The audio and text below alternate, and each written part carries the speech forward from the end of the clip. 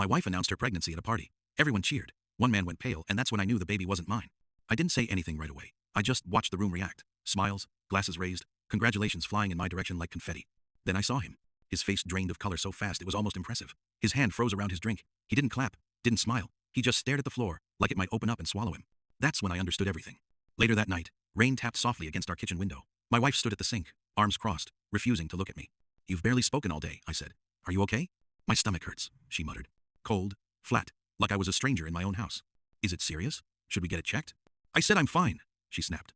I backed off, but the next morning, while she was still asleep, I called her doctor's office and booked an appointment. When I told her, she exploded. "You did what? Who told you to organize my life?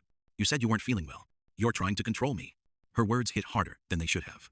A few nights later, we were at another gathering, hair down, glossed lips, not for me, for him.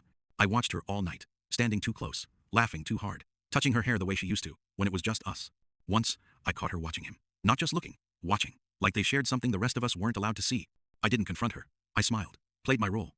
The following week, I hired a private investigator, former cop, quiet office. One question. I want the truth.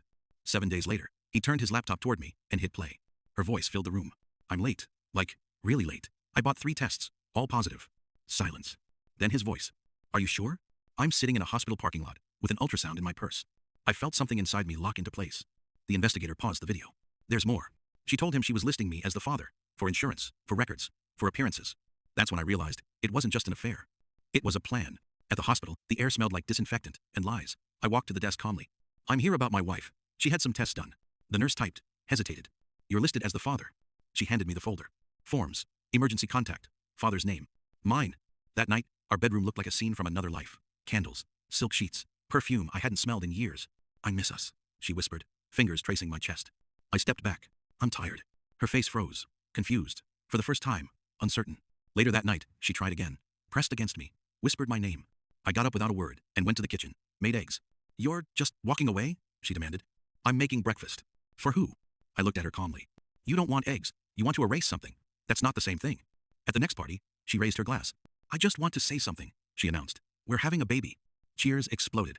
I lifted my glass slowly. "Actually," I said, "you should probably congratulate him instead." Silence.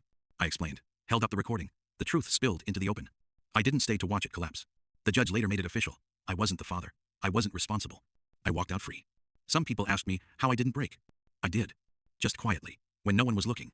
And then I stepped into a life that was finally mine again.